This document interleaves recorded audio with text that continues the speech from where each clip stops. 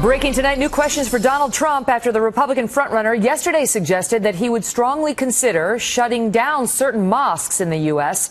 to prevent the spread of homegrown terror.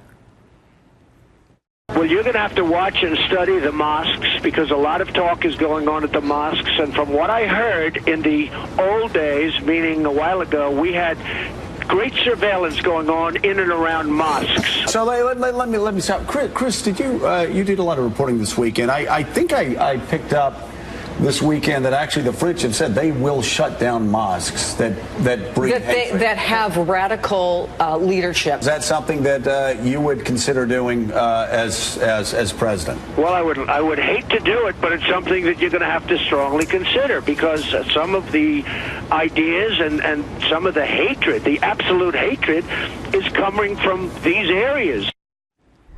Katrina Pearson is the national spokesperson for the Trump campaign. Saba Ahmed is the president and founder of the Republican Muslim Coalition. Good to see you both. All right, so Katrina, let me start with this. The argument against that, one of them, is back to the First Amendment, that we have freedom of religion, we have freedom of speech, and we're opening up a very dangerous door if we get the government getting to go into a religious institution and decide what amounts to hate speech.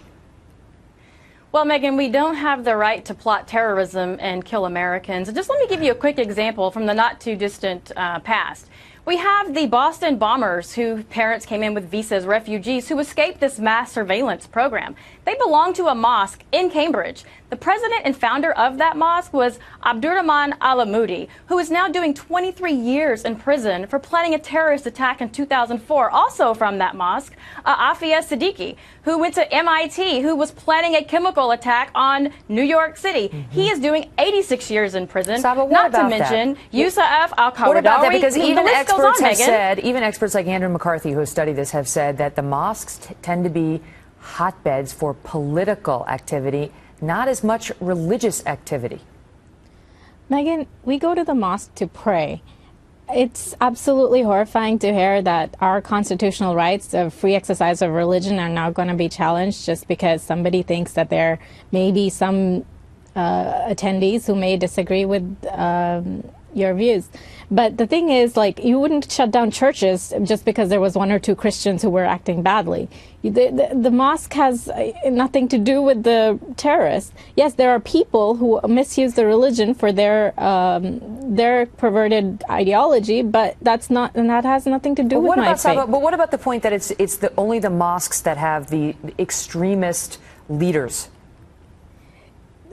Megan, the mosque that she was just talking about, the one in Boston, has thousands of Muslims, Americans working very hard in that area. We have lawyers, doctors, engineers, civil society. Everybody's working hard to be good American citizens.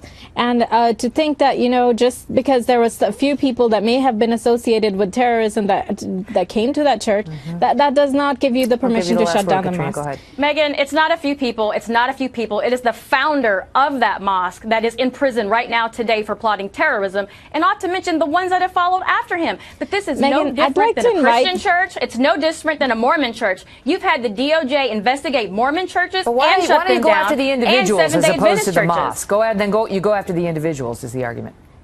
Exactly. And I'd love to have Trump visit a local mosque in New York or Washington, D.C. I think Mr. Trump has so many business dealings all over the Middle East. He's worked with Muslims. He knows we are good, hardworking people.